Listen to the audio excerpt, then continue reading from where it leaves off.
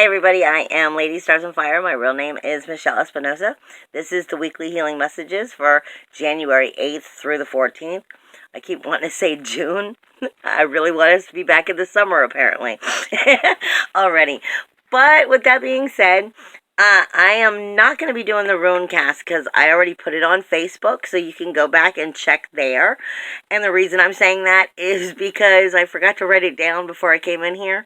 It's already been posted, but I forgot to write it down so that I would remember what to tell you.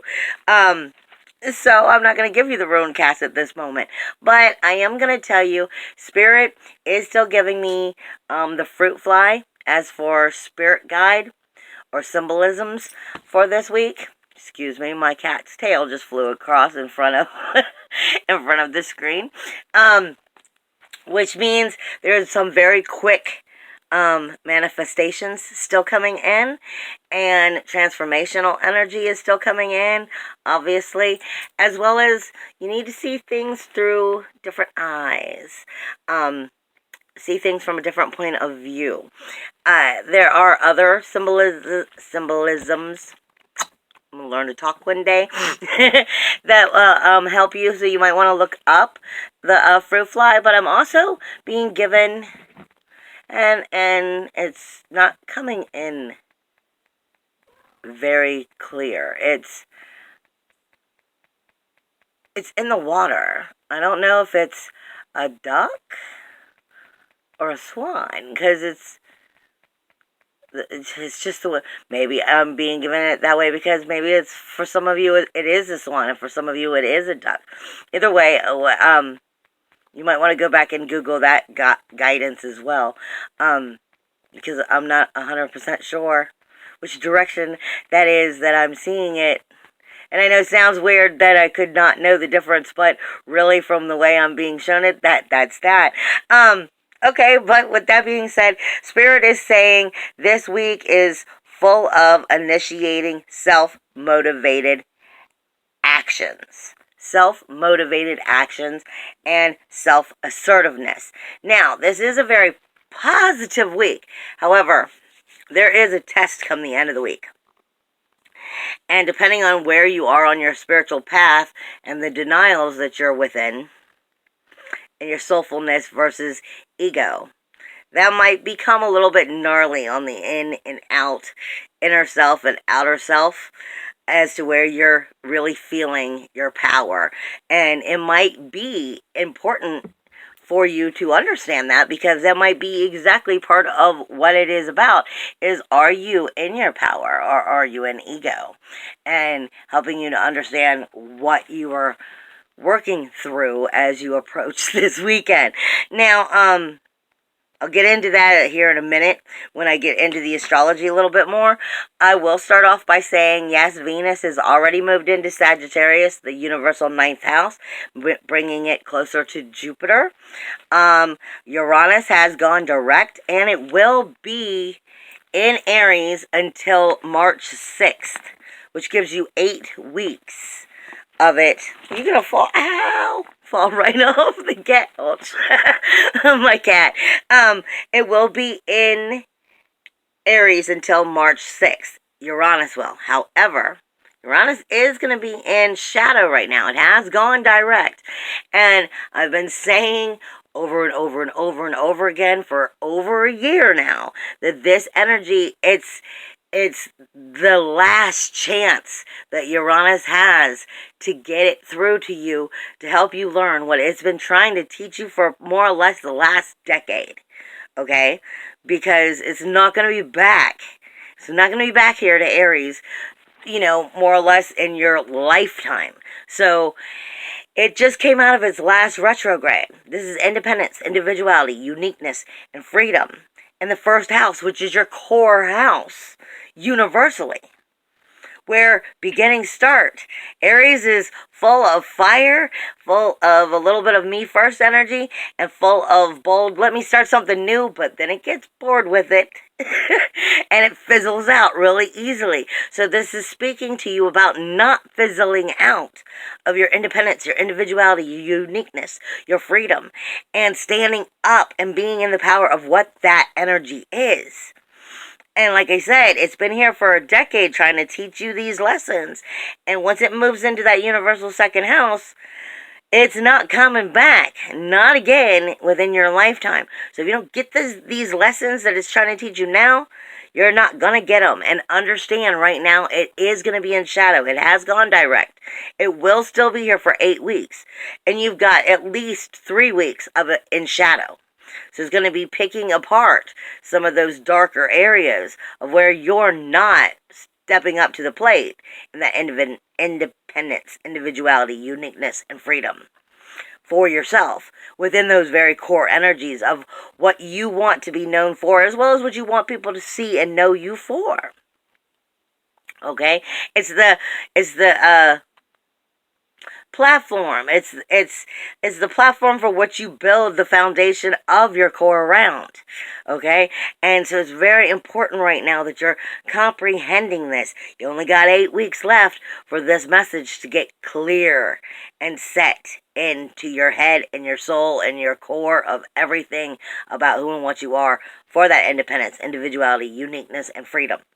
Okay, with that being said, do not forget the lunar eclipse comes, I believe it's next week. It's on the, not next week, yeah, maybe, on the 21st. And that will be in Leo. This has to do with all this energy. You just had the solar eclipse in Capricorn. And let me just tell you, Capricorn has all kinds of energy going on in it. And I'm going to be getting into that. But it is speaking of us right now about our whole outer community. Okay, in one form or another, and building that new platform, that new foundation to create who and what we want us to be and grow into in the next 20 years. Okay, and these are definitely some hard-hitting facts that are coming in right now and making us make some real deep decisions. With that being said, it comes to a closure as we get closer to the 21st. When we get to that lunar eclipse, we're going to typically be seeing closures within our lives. You know, between, I mean, there's pretty much, it could go all different directions. It could be from like 2 years, it could be from like 7 to 8 or 7 to 10 years. And then, you know, there's like the 14 to 30 years, more or less. I mean, you're going to have closures popping up that have been in deep-seated, far-out, cold denials in the back of the closet, in the box full of dust that you've done forgot that you even knew you had a problem with. Okay, that stuff's going to be lifting and finding a way to sift up to your heart and your brain and find a way to try to put it to bed. Not to denial, but actually put it to rest so that you can move forward. And you're going to find some of this energy is coming up as you get closer to the 21st when you have that lunar eclipse. However, until you get to that lunar eclipse, this is still that building of that energy. This is why I said you still have these tests coming in as we approach this lunar eclipse and as we start the new year, which is more or less deciding, are we starting a new cycle or are we continuing on the same path and going to do the same cycle all over again because we did not learn the lesson. Now, the moon, for the most part, Wednesday through Friday, is going through Pisces. Now, I'm sorry, when Spirit talks to me, usually I get stuff in my mouth, but I can't figure out what it is. That's why I'm doing a lot of this. Anyway, Wednesday through Friday, the moon is still in Pisces. And in Pisces, we want to believe things are a little bit better than maybe they are. Sorry, I mean we do. We want to believe things are a little bit better than they are. We want to make them a little bit more magical than maybe they are. We want to believe in things maybe we shouldn't. We want to believe in people when maybe we already know we shouldn't. Okay? And it can be disbelieving. Falsehood, more or less. You could be getting a false idea of what you want to believe. This is not a good time for you to be partying so much because you can get lost in the fake idea of let me put more stuff in denial because I want to believe things good, and then you're going to find out it's going to come back on you. So, I'm letting you know that kind of energy that's going on Wednesday through Friday. Like I said, we are coming into our power. We are feeling very powerful and moving forward, and that is a great thing. But are you moving forward is the trick. Are you actually moving forward, or are you just recycling it for a new way of doing the same thing and feeling like you actually changed? That's what this is really coming down to being about. Now, Saturday and Sunday, the moon moves into Aries, where we're ready to start those brand new cycles. We're ready to get into some of that me first energy. We're in that fire energy. We want to start something new. It's a great time and place to start something new. However, you want to really make sure you're really paying attention to your intuition when it comes to this weekend. It's because the moon is also going to move in from Aries and into Taurus on Tuesday. So we go from that fire energy of let me try something new and me, to the Taurus bull energy. And bull energy can be very powerful energy, but it also could be negative. It depends on how you take that bull energy, because you could be bullheaded for all the right reasons or for the wrong reasons. And Taurus wants the luxury, wants the enjoyment of life. It doesn't really want to make the changes. It wants to enjoy and relax and just feel the love and the luxury that is there for it to have, more or less. Now, as I get into the weekend better, I'm going to explain why I'm saying this is kind of a little gnarly conversation from your inner and your outer self. And you want to make sure that you're really listening to your intuition and your heart and your head, and making sure that they're coming into one. Okay? Because if your head's talking too much shit and it ain't listening to your heart, your head may be wrong too. Okay? There has to be a common ground for the truth to be found, and for the honesty for the moving forward. So it has to do with, being logical, but it also has to do with being soulful. And that's why I said that connection has to be met. Now, with all this energy going on with Capricorn in general for this week, you now have Mercury, which is in conjunction with Saturn. You have Saturn, which is in conjunction with the Sun. You have the Sun, which is in conjunction with Pluto. Not to mention, the Sun and Pluto are also in conjunction with the South Node. Okay?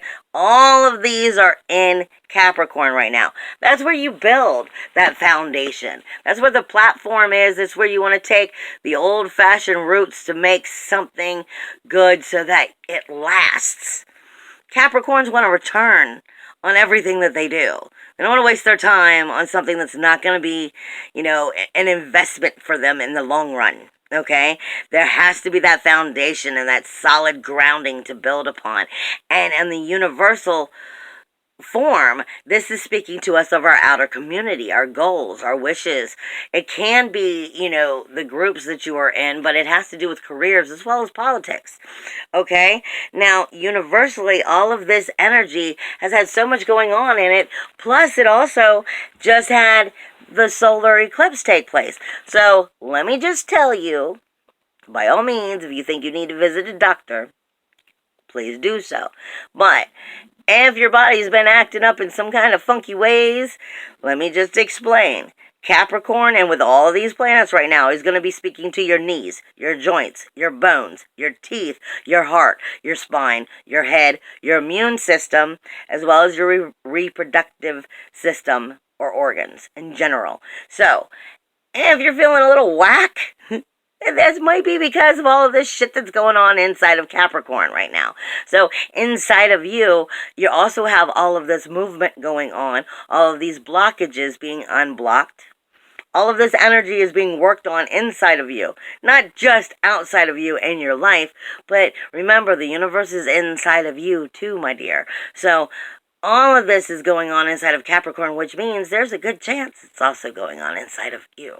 Now, with that being said, you do have harmony this week in many areas, actually. Chiron and Mars are both in a trine. No. That's the way I wrote that. Oops. Venus, which is now with Jupiter. Venus is in Sagittarius, coming closer to Jupiter. Okay? You're going to hear a lot of astrologers saying coming like the 22nd, depending on where you are in the world, that it's coming into like the most romantic day of the year. And it's going to be a very sensitive, abundant day of the year. And depending on where you carry your Venus is where that energy is going to take you. But that's next week. Venus is coming closer to Jupiter. Venus is your sensitivities. It is also your body and the sensitivity of your body, your what you see, touch, smell, your senses. And I tell people all the time, if you put your hand in a hot oven at 365 degrees and you get, the cookie pan and you try to pull it out without the oven mitt, you are going to burn your hand. Same thing. It's Venus telling you that's not good for you, or Venus is telling you the sensitivities that are good for you. Okay? When it's coming into Jupiter, closer to Jupiter in Sagittarius, which is more or less a big ball of burning fire. Okay? It is speaking to you of your soulfulness. It's speaking to you of connecting to your higher self. And Jupiter is trying to talk to you about what your higher self wants you to have and what it is you are not doing right to get that. Okay? It is bringing higher knowledge and abundance to you in all forms of speaking to you of what it is that your higher self wants and needs and desires for you to have and create, as well as how and what you're doing wrong that's not making it be created. Venus, now coming closer to it, is going to be speaking to the sensitivities behind the actions. Okay? As to why you're sensitive about it, why you're touchy-feely and don't want to talk about that because I don't like this in my life. Okay? Or why you're all foo-foo about it and want nothing but a whole big ball of it. You know what I'm saying? So Venus is going to help straighten out what it is that Jupiter is speaking to you of. And what it is that you want and need in order to create it. Now, it is getting along gloriously with Chiron. It is also getting along gloriously with Mars. That's where I started to mess up in the beginning. So, that energy of Venus and Jupiter is doing wonderful things for your healing. Because Chiron is in that universal 12th house. Still. Not for long, but still is. And it is speaking to you of the gatekeeper of wholeness. What it is that you do need in order to move forward. So you need to listen to your heart and soul. You need to listen to your intuition. You need to listen to the fact of, is Chiron telling you, you learned this lesson once? Are you about to try to learn it again? Are you going to, or did you learn this lesson? Do we have to learn it again? More or less. Chiron is telling you deep inside of your heart and soul what you already know. Because it's the wounded healer. It's just what maybe you don't want to hear. Okay? But it's trining it. So it's helping you to move forward. It's helping you to expand and evolve into, the higher self that you really truly are, closer to that direction. Mars is your passion, your action, your aggression, your fire. It is your inner warrior. It is destruction also for transformation. So it is that passionate energy that's going to fuel you behind that Venus and Jupiter energy to go in the right direction. And it's working with Chiron. Listen to your heart and soul. Listen to your intuition as it's putting you in that right direction. It's there to help you. Now, don't get it mistaken. That was that universal 9th house we were talking about. It was also the 12th house. So it's relationships and what they're responsible for, as well as relationships in general, because Ceres is still very close in Sagittarius to Venus. And I'm telling you, Ceres is going to jump all over this energy. She is karma. Okay? She is the threefold system, and she is speaking to you about what is nurtured properly or what has not been nurtured properly. And have you learned to change it, to correct it, if it was not being nurtured properly? or are you picking up the cycle and continuing it? Okay, so this is speaking to us about our relationships, our responsibilities within our relationships. And let me tell you, the first responsibility you have in your relationship is to your damn self. If you don't love yourself, don't expect somebody else in a relationship to love you. Okay? You have to treat you well. Then also teach other people how to treat you well by doing it to yourself, treating yourself properly. Okay? So relationships start with yourself because it's the first relationship you're never going to get rid of. Okay? And like I said, it's the threefold theory. It's karmic energy. It's too close to home energy within these relationships and their responsibilities, speaking with Mars and Chiron, Jupiter and Venus. All of this is a very positive energy as it moves forward. And then Ceres itself is trining Chiron on top of everything. So, like I said, it's a ball of let me stir it up and see what I've learned so that I can help myself heal and move forward. And then as we come into the rest of the week, from the 10th out, Jupiter is going to magnify that energy.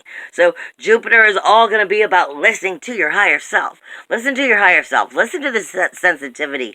Listen to the karmic energies that you know will happen if you don't. Listen to the Chiron when it's trying to tell you what you already know that Ceres is going to be telling you about the threefold.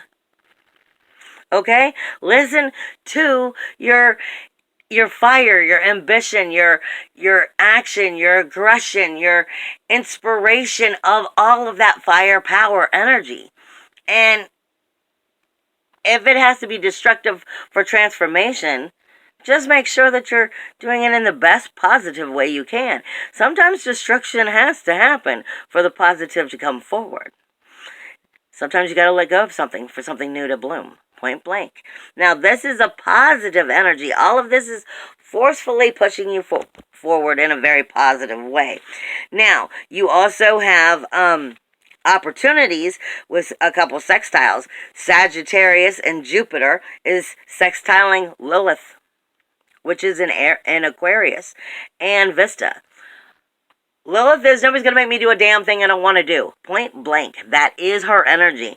Sitting right on top of Vesta in Aquarius, this is nobody's going to make me do a thing I don't want to do, but from the gut, from the soul fire, from everything that you truly want and desire, okay? From the rebellious side that hides within. Okay, this is where this energy is coming from. Speaking to that higher self of what Jupiter already knows. He's giving it that extra oomph of helping you create an opportunity within this energy. So it's coming from that universal ninth house and speaking to your higher self to your groups, your friends, your goals, your dreams, your outer community in general. This is being able to create something outwardly within your life. Now, Saturn and Mercury, like I said, for one, Saturn and Mercury are in are conjuncting right now. So they're very high, powerful energy. So your rules, your walls, your boundaries are willing to take chances with your communication and how and what you're going to say it. Make sure you're not turning it into word vomit, because you may feel so much in your power that you're willing to just step up to the plate and say whatever the hell you may think, really think, and start to create new rules, walls, and boundaries. But remember, you're responsible for your own actions, and your communication may be exactly what it is you want, but doesn't necessarily have to always be an aggressive, cruel way is what you want to make sure you're watching out for. Just watch out for the word vomit. But with that being said, it is getting along splendidly with Neptune.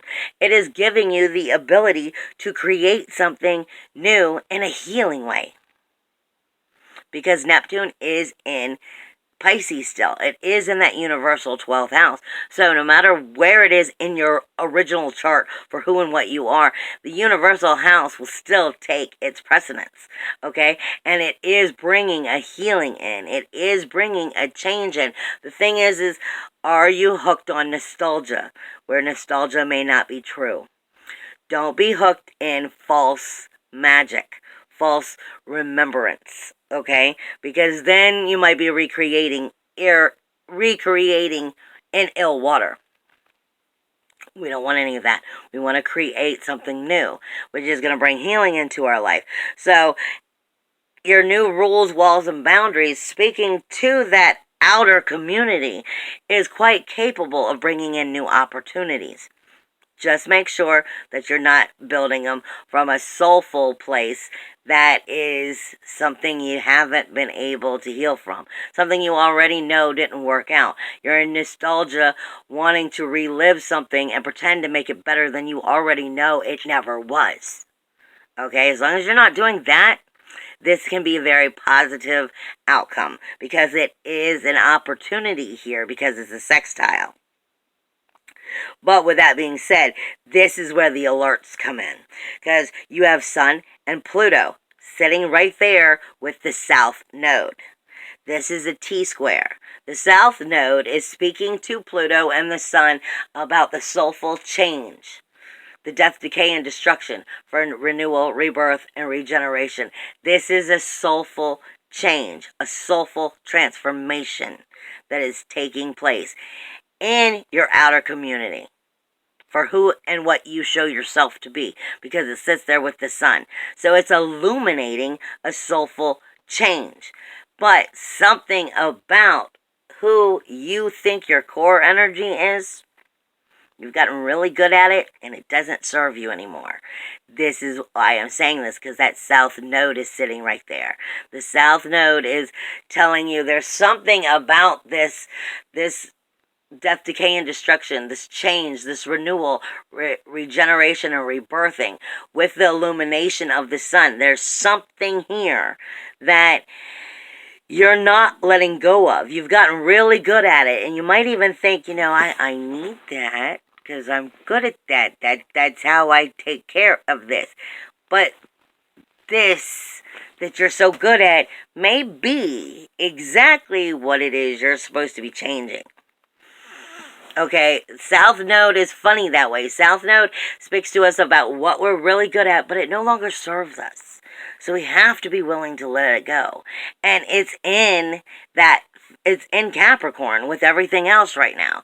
And it's going to push on, are you really making the right decision about that transformation and about illuminating yourself through that transformation properly? Because it's tricky, okay? So you and only you know if something you are changing or not changing is helping you or hurting you. And only you know if you're in denial about it, because you know if the actions you have don't serve you anymore.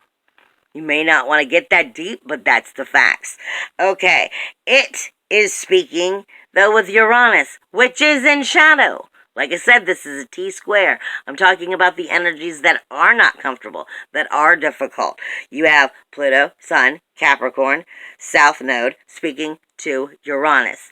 In Aries, that universal first house, independence, individuality, uniqueness, freedom, your core energy. In shadow. There's something about this energy in shadow that needs to change. This is what that South Node is going to be picking up. And it's going to be reflecting it back to you. Are you going to catch the reflection? Okay, because this energy is talking in that T-square to the North Node. The North Node is telling you what you need to learn in order to move forward. And it's going to be of soulfulness from the home that lives within. That cannot be taken away. It has to do with believing in self. Okay? That's really what this is going to come down to. Believing in self. Now, you have Chiron, which is sextiling Mercury this week, and Saturn. So, Chiron is wanting you to speak up. Chiron is wanting you to speak up and make those changes. It is also trining that North Node. It's also speaking to you about what it is you need to know from the soulful home, karmic home that is you, to move forward. So it's helping you move forward. This is coming again into your outer community and where it speaks to the soulful home that is you. Spirit does tell me that you need to pay attention on the 12th, 13th, and the 14th to your Chiron energy and to your North Node energy. Point blank. Chiron is the wounded healer. It is the gatekeeper of wholeness. You need to listen to your intuition and your soulfulness, the heart. At this time, you need to listen to the North Node, which is in Cancer, which is speaking to you of the home and the heart that cannot be taken away from you because it's who and what you are. Okay? It has to do with stepping into your power, truly knowing your power, and having faith and believing in yourself in areas that maybe you don't. Okay? And making the decisions that you need to make off of knowing that that is the key. That's where your hope and faith need to be to help you go into the right directions. It is a positive week, but there are areas. Now, you also want to remember Aries, which has Mars. Your passion, your action, your aggression, your inner SWAT team. It is. Most people are not going to be speaking to you about it. It is in opposition with Libra, and that's Maki. Or make. Sorry, make. It is in opposition with make. I describe make as the lotus flower. The lotus flower speaks to us of where are you on the growth of the lotus flower?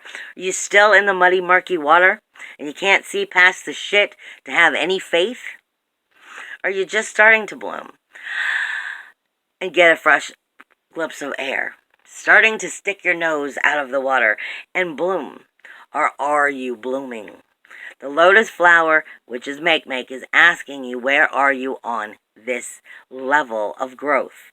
Because that will make a big impression as to what is going on in your relationships, more or less.